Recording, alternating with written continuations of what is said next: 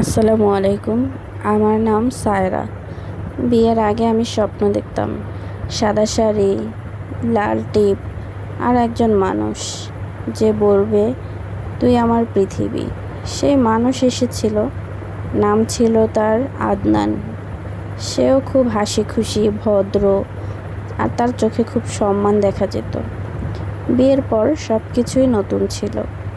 ঘর নতুন ছিল, সম্পর্কটা নতুন ছিল, দায়িত্ব আর ভালোবাসার প্রতিশ্রুতি। প্রথম 6 মাস স্বপ্নের মতো কাটতে লাগলো আমাদের। সকালবেলা সে বলতো, আজকে তোমাকে একটু বেশিই সুন্দর লাগছে।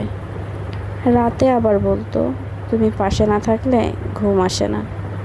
কিন্তু বছর ঘুরতেই কেমন যেন সব কিছু বদলাতে শুরু করলো। একদিন সে অফিস থেকে এসে আমাকে বলল, তোর কি আর কাজ নেই সারাদিন? তুই সারাদিন ঘরে পড়ে থাকিস কেন? আমি তো অবাক হয়ে চেয়ে রইলাম। আমি চুপচাপ চুপ করেই ছিলাম, কারণ আমি তো শুধু ওর সময় চেয়েছিলাম। দিন গড়াতে লাগলো। আমার সাজ ভালো লাগতো না, আমার রান্না ভালো লাগতো না, আমার হাসিও ওর চোখে হয়ে উঠলো অপ্রয়োজনীয়। আমি জিজ্ঞেস করতাম, আমার মধ্যে এমন কি বদল এসেছে? সে উত্তর দিত না, শুধু ফোনে মুখ গুজে থাকতো। একদিন রাতে দেখি ও অন্য একটা মেয়ের সাথে এক নাম্বারে ফোন করে হাসাহাসি করছে। আমি কিছু বলিনি, কারণ আমি বিশ্বাস করতাম যে ভালোবাসা একসময় ফিরে আসবে। কিন্তু একদিন সে বলে বসলো, আমি তোমাকে না, আমাকে তুই করেই বলেছিল। আমি তোকে বিয়ে করেছিলাম দায়িত্বে, ভালোবাসায় না। আর আমি শুনে চুপ করে রইলাম। আর সেই চুপচাপ দিয়েই শুরু হলো আমার ডিভোর্সের গল্প।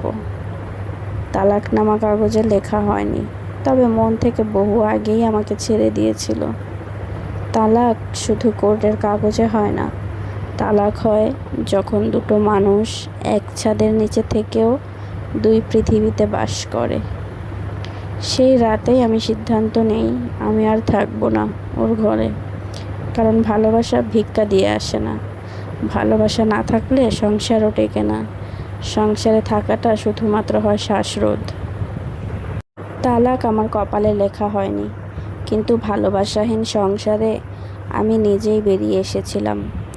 ঘর ছাড়ার দিন আমি কিছুই চাইনি, না কাপড়, না গয়নাগাটি, শুধু একটা জিনিস নিয়ে এসেছিলাম, নিজেকে।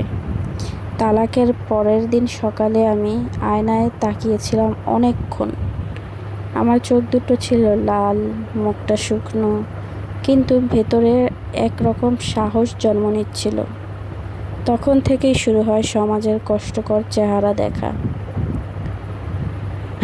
আত্মীয়রা বলল, বিয়েটা একটু সহ্য করে টিকিয়ে রাখতে পারতিস।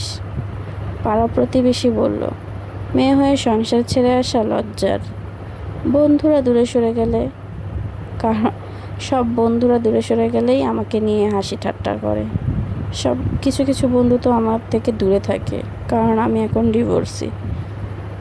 অনেকে বলল, তোর তো একটা ছেলে ছিল না, ওর কথাটা ভেবে থাকতে পারতিস। কেউ একবারও জিজ্ঞেস করলো না, তুই ভালো আছিস তো? আমি একা থাকতাম এক কামরার একটা বাসায়।